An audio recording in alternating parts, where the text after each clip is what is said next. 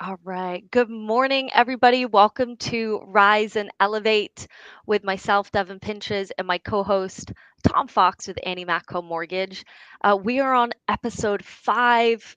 Tom and I have had the absolute pleasure of sitting down with real estate and mortgage, industry leaders, learning about, their successes and setbacks. And, hopefully this podcast, is able to resonate with, our viewers and teach some new things on how to approach success and failures. Tom, welcome. So excited to have you again. Absolutely. Devin, thanks so much. And this journey started with just a conversation about how we can add value to our peers, to our friends, to our families, and how we can deliver a message, right? Sometimes it's a message of hope. And we've used the stories of our guests with their successes and failures, or setbacks, as some like to call it, and how it helps to shape the next chapter for all of us. So one of the things that we've used as a bit of a tagline is a rising ship or a rising tide lifts all ships. And that's something that we want to share that message and help to share those thoughts that help us to share the message of hope and to have everything moving forward in a positive direction. So today we are very excited to have on our 5th episode a very influential person who's become a part of my life. He's also welcomed my son into the industry. And without further ado, Devin, if you would make the introduction, I'm really excited about this guest. Absolutely. So today we are thrilled to introduce a very special guest, Joe Panebianco, the CEO and founder of AnnieMac Home Mortgage. Joe has built a company on a powerful mission, right? Creating meaningful value for borrowers, employees, referral partners, and communities alike. Before founding AnnieMac, Joe's impressive career spanned roles as a senior portfolio manager, a chief marketing strategist for ABFS, managing member of Village Capital and Investment, and COO of Gateway Funding DMS. Each of these roles contributed to Joe's unique perspective and commitment to driving positive change in the mortgage industry. Please welcome us with Joe Panebianco. Joe, welcome. Thank you. You guys hear me okay? Yes, Yeah, perfect. great. Joe, thank you for taking the time out of your busy schedule. As the leader and founder of AnnieMac, you've definitely provided a pathway for many to take it to the next level. And we just had the pleasure of sharing some time together at the AnnieMac Sales Summit in Atlantic City. And I wanted to thank you for the opportunities that you continue to provide. And the way that you lead our company is really something to look up to. That's great. And given that introduction, Devin, I appreciate giving that intro, Tom. I need to get you guys to call me every day so I can wake up to that type of great. Because you certainly don't get it from you certainly don't get that kind of stuff from your kids. So I appreciate it. That's hysterical. Well, being a father is one of the things that you have shared with us that is one of your greatest successes. And being a father of twins, I know that mine are 23 years old now, and I'm facing different challenges and new hurdles with them as we go. But share with me what it's meant to be a father, because certainly you've had a lot of great roles, but that's one that people certainly can equate to regardless of where you are in your life. Yeah. Thank you for that. Yeah. Being a dad is, you have jobs, you could be a CEO, you could be a loan officer, you could be a branch manager, you could be a doctor, and that's what you do. But being a father is what you are. Right. And that's the distinction that I would say between that. So, it's a meaningful part of my life.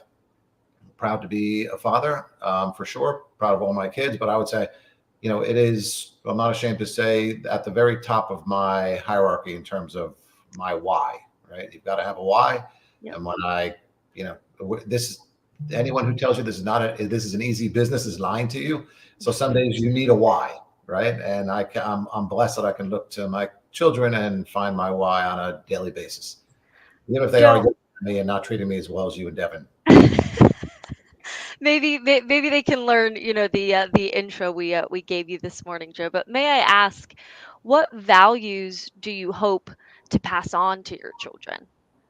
So interesting enough, one of my, I wouldn't call it successes. One of the things that's driven me forward in terms of a value system is, I've been a study and practicing Stoic for 10 years now. And the values that I replicate today, the same values that were used 2,000 years ago, and then 1,000 years before that, right? So it's very easy. It's, focusing on, the core virtues of love, work, and energy, right? And that's the value system I try to impose upon who do I want to be at work? What's my best self at work? What's my best self in the love category, which will include everyone in your life that you care about. And then, of course, at what energy level, at what level are you vibrating that you can get all those things done? So those are the sort of the value system, I would say, the components of what I try to inject into my family life and my professional life. And it's served me well. Joe, as part of the Stoic philosophy and the teachings, I know that Marcus Aurelius is one that is associated commonly with it. He's not really the founder, but, before him in Greek philosophy, there were others that went before him. Zeno of Cytinium is one that is, credited with so much of it. And one of the things that I love that I've read recently about that, based on you sharing that with us, is the whole idea of self-control. Yep. And controlling the controllables, right? We don't always control what happens to us, but we can control our attitude, how we respond instead of reacting to things. And, in this business, in the mortgage world, we've seen a lot of roller coasters, right? We've been through the ups and downs of 2008. We've been through 2014 and COVID. How would you say that as a leader of a company that supports hundreds of employees, how would you say that you've used some of those core values to lead the company when there's unknown and change in front of us? Yeah, it's a great question. So I'll start with saying that it's an interesting analog that you brought up, Zeno, because he found himself shipwrecked, and it was then when he decided to, he got more of a sense of the things you can control in your life, right? He was doing some sort of trading, he got shipwrecked, and he wound up, discovering Stoicism that way. And you could say in a lot of ways that our industry shipwrecked on March of 2022, right? And found itself, on the shores and in bits and pieces. So what do? It's very difficult. It's easy. It's very easy to say these things like control, focus on what you control and control your controllables and things like that. But how do you implement that, right? Because we are surrounded by noise constantly. So the best way to do that, in my opinion, is you really have to focus very carefully on the difference between the signal and the noise. And what I mean by that is there is a signal within that statement. And that signal is, do you really understand what you should be doing on a day-to-day basis, right? And then the noise is things that are both good and bad. So here's bad noise. The people who are complaining about things. We're all surrounded with those people in our lives. You're focused on the news or the media or whatever else is going on in your world, because you're submersed in it, right?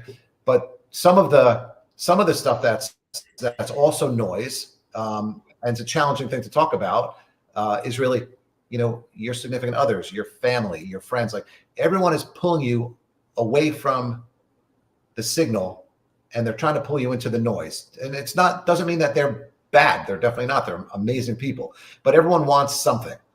So I would say that the best way for me to qualify the statement signal through the noise is you have to say no to a whole bunch of things. Some of them are meaningful and some of them are not. And that creates in your world an imbalance, right? But I would argue that you're always imbalanced. The question is, can you balance time with your family and only be with your family? It's being present in the moment, right? And then when you're in balance, can you devote yourself completely to work? And an imbalance can persist for days or weeks or months, but you just need to find that balance. So in our industry, you just have to go out there and constantly remind people of one, what they should be focusing in on. Two, I think that gratitude and perspective plays an enormous role in your ability to hear the signal through the noise, because regardless of how bad the industry may have been, and might still be very challenging. I would tell you that of the 7 billion people on this planet, there are 6.8 billion that would kill for the life you have today. Sure. We don't really think about that, but I mean, you could go Right. from, there are plenty of great countries in the world. So it's, I'm not necessarily believe that the United States is the only place, plenty of wonderful, I just had the great blessing of visiting my daughter, who's a semester away in Copenhagen. And I can tell you, it's a wonderful place, and you can go to different, islands, magnificent, Italy. But the reality of it is, you could look at vast swaths of the world and look at the way they live and look at our lives. And so it's a long-winded way of saying perspective is absolutely crucial to being able to control your controllables, and making sure that when it's time to push the husband or wife or girlfriend or boyfriend away for a little bit, to make sure you focus. When it's time to make sure that your kids are fine, but you need to work, you do that. And then to make sure that you get back in balance at some time, you need to make sure that you're present with them as well. And people will get it. I think people would prefer quality over quantity. I'd say they would prefer quality over watered down quantity. Sure. That's what I would say. And Joe, do you use time blocking to help you to keep that balance or restore that balance so that you can focus on what is most important at the time? I live a very structured life, and that's the only way that I can do it. So Right. I follow what I have what I call a masterpiece day template. It's all about time blocking, and it's all about making sure that I'm engaged in a process, right? So Right. I would say, if you speak to most people, they say, "Hey, I've got this goal, and I'm shooting. Everyone's asking, what's your goal? What's your goal?" But really, what people should be asking is, not just what your goal is, but what are your systems? It's all well and good to have a goal and a business plan, and I've never seen a business plan that didn't look great. No one ever showed me a business plan. So listen, I'm gonna kill this year, right? It's the Right. business plan looks like, okay, I'm here, and then by the end of the year, somehow it's up here, right? And then you ask them the basic question: what are the systems that you're putting in place to make sure that this occurs? You usually get a blank stare. Right. So that would be my response to that. It's Right. And I think that's really important. So Joe, there's something that you and Devin share, and perhaps maybe not some of your proudest or shining moments, but Devin and you shared a bit of loss in terms of not passing the goal that you had set. Joe, you shared with us that you just narrowly failed the eye test for the Air Force. And Devin, you just missed becoming British police. Yeah. Right? So Joe, tell me how that setback or failure really helped you to move forward. So what happened with me, I was about 2 weeks away from going to officer candidate school in California. Mm-hmm. And I took a final eye exam, and lo and behold, I had something wrong with one of my eyes that made it impossible for me to pursue that. And in retrospect, probably the best thing that happened to me in some way or shape or form, because when you're knocked, so sometimes you're bumped out of your comfort zone a little bit here and there, but when you're knocked completely out of your comfort zone, and now you're in some unknown space of, no direction. Because when you think you have, and we've all on some level witnessed it, whether it be, the death of a family member, or, a failure of a business, or whatever it may be. Every once in a while you are, if you consider your comfort zone, this nice cozy circle, and you're in the middle of it, sometimes you're bumped around it, and then sometimes you're not completely out of it. And when you're not completely out of it, you have two choices. You could either move forward, or you can get stuck. And so if you can learn to move forward through those things, and find a new path, it can be an exhilarating thing. And I will tell you that if anyone ever has the chance to listen to a Steve Jobs interview he gave at a college, I think he went to Radcliffe or Radnor College, if I remember correctly. He talks about that a little bit, saying it's only in retrospect that you can turn around and look at your past and say, thank God that happened. And that was, whether it was meant to be or whatever, but you can actually directly point to the things in your life that made you who you are today. And Devin, I can imagine the same thing with you. Absolutely. I thought at the time, I must admit, I was devastated that, I didn't get into the British police. It was the math exam that let me down, but it wouldn't have brought me right here where I'm sitting today and living the life that I envisioned in South Florida and doing now what I love. So I mean, at the time, it can definitely be a setback, but as you said, it knocks you for six, right? And then brings you into a new path. And something I'd like to touch on with you, Joe, is you mentioned, I think it was setting unreasonable goals, right? I mean, most ambitious people struggle, setting high expectations and facing disappointments, right? When we don't meet them. What have you learned from setting unreasonable goals, and how do you approach goal setting today? I know you mentioned, what's your systems in place, but would you mind just touching on that a little bit deeper? Yeah. You have to really understand there's difference between a stretch goal, Hmm. right? And an aspirational goal, right? I would Okay. say so. An aspirational goal is something that you would by definition aspire to be at some point. So let's assume you were fairly sedentary and you weren't exercising. To say that in 2 weeks I'm going to run the New York City Marathon is Mm. probably a bit of an aspect. It's probably not realistic. But to say that I'm going to get up and really push myself to do 2 miles in 3 weeks. So it's really, and the old saying, reach for the stars, and sometimes you get the moon. You've heard that, right? Hmm. Um, Yes. Right. I think what I got stuck in sometimes is, I would take the approach, reach for the edge of the universe and maybe you'll fall on a star. And that's not a great approach, right? You, Sure. everything, the path up the top of the mountain is just to look at one step at a time as you go and not try to gaze all the way at the top. And I would say, I've had a number of setbacks, personally and professionally, because you have these unreasonable expectations of what you can accomplish over the short term. Right. Short term. I am a believer that you can accomplish anything over the long term. Like, you're never going to jump off a building and be able to fly. No matter how many times you try, you probably only get one shot at it, right? But, Right. but having said that, if you want to do something, you just need to be more measured in your approach in terms of goal setting, right? Right. And that's been a humbling lesson for me several times.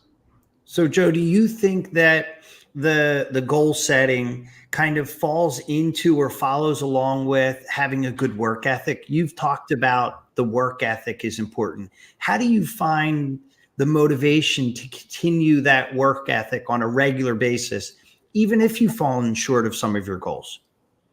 Yeah. So you really need to. So more often than not, people, at least I'm not saying people, I'm very critical of my failures. Not necessarily in an abusive way to myself, but I tend to, I rip them apart to try to learn from them. And Right. really the biggest failure of all is when you didn't even know you did, and someone either brings to you or you find out later on. But how you stay, how you continue that path is just to make sure that you also celebrate the little wins. Right. You have to recognize that every single day you have little wins. And so you structure your day in such a way so that you get the most difficult things done early in the morning, right? I don't care what it is that you have to do. If you have to make that phone call, let that client down, try to make 10 prospecting calls. The thing that you don't want to do, get done early in the morning. There's another great book by an admiral, I have to remember. It's called Make Your Bed. And he tells a story about how every day he gets up and he makes his bed, because at the very least, he's accomplished something. And at the end of the day, no matter how bad the day was, he's got a nice made bed he can come back to at night. Right. So that's how you keep moving forward. You just keep making sure you do the right things. They're not always going to be successful, but at least you've knocked it out. And that gives you, the courage to, what is it the realtors say, or we say as well? It's know, like, and trust. Right. Like if you want to get business from somebody, they have to know you, they have to like you, and ultimately that they have to trust you. Right. Right. But really, to answer your question, Tom, like, you have to ask yourself, do you really know yourself? Do you really like yourself? And more importantly, do you really trust yourself? If you don't trust yourself, you're not going to be able to get other people to trust you. And by doing those things consistently on a daily basis, you will begin to trust yourself. And Right. people pick up on that. I'm a big believer in the energy that people put out there. Not in a sort of cliche, but I really believe that humans interact with one another sometimes at an unspoken level. They can sense, have you ever seen someone, they look a little sad, or you pick up on that stuff, and people can pick up on people who trust themselves to do the right thing, and therefore they trust you. Right. I think that's brilliant. I'd like to read when in part of the summit that we did, Tim Brahim, quoted, and it's something that I originally had thought was something that came from Zig Ziglar, who's a motivational, inspirational leader in this space. But I learned that it came from Marcus Aurelius, and it says, we only get what we want when we help others get what they want.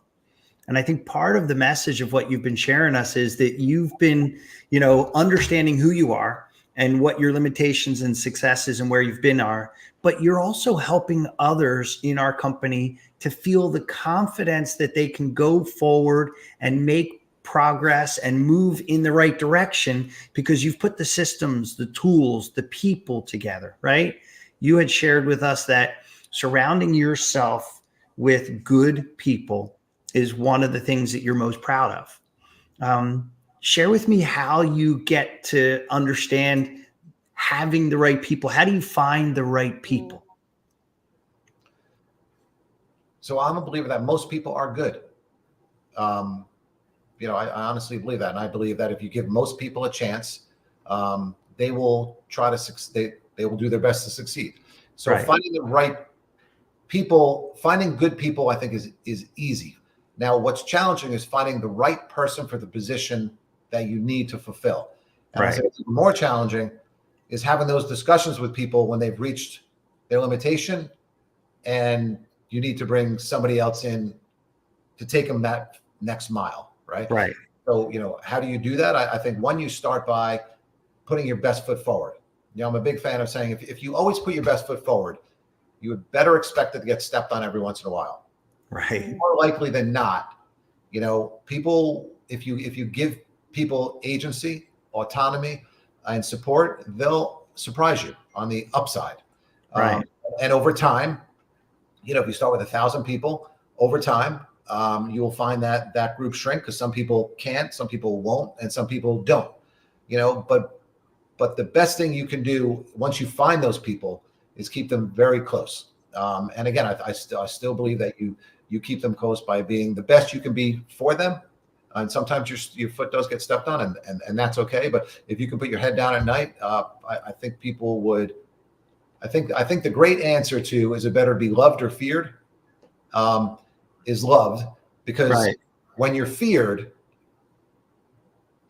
when you're in a tough situation and you're at a point of weakness, people will run. Right. When you're loved, when you really need people, they're there for you. Right. And that kind of goes along with the whole concept of having a coach, right? Continuing to look for knowledge and growth. I feel like there's times where you get to a point where you're stuck and you need someone else's perspective or you need new knowledge or new growth. And I understand you're still studying to progress towards that pursuit of that, that noble degree or that higher level. Tell us a little bit about what you're continuing to do to increase your learning foundation. Yeah. So you're right. If you're not continuously learning, you're missing one of the key tenets of life, right? I mean, there's so much that we just don't know. Why would you not? There's a great story I'll bring about Marcus Aurelius, where he is an old man at this point and he's walking off in the days where an emperor could literally walk through the streets and not, he's carrying a bunch of books and someone says, where are you going? And he says, I'm going to see Sextus to learn that which I do not yet know. As an old man, this is where he was at, right? So what am I doing? I'm still studying philosophy on an academic level.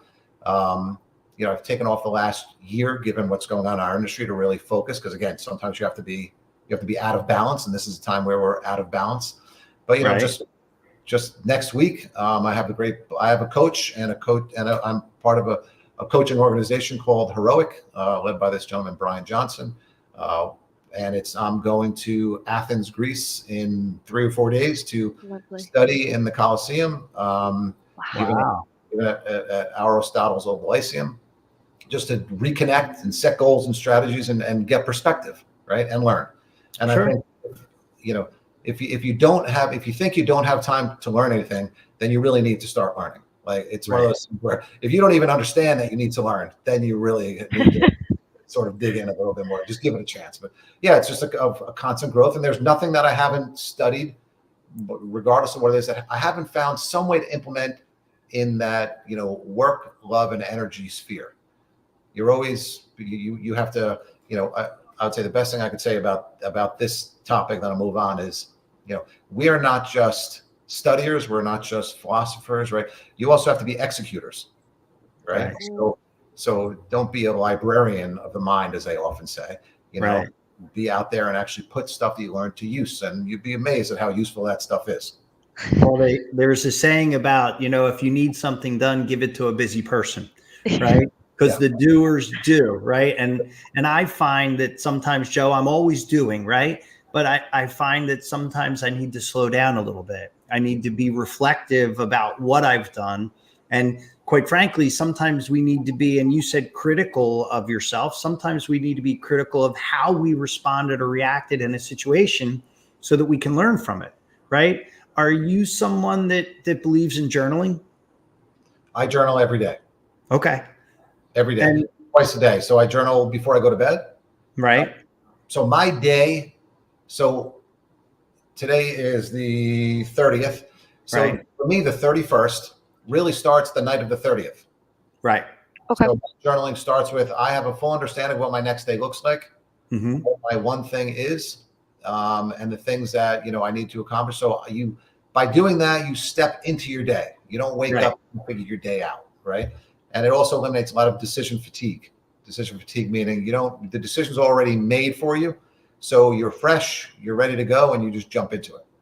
Right. And then at night you journal, and you discuss, you be honest with you. What didn't I do? What did I do wrong? What could I do better? And, what did I do right?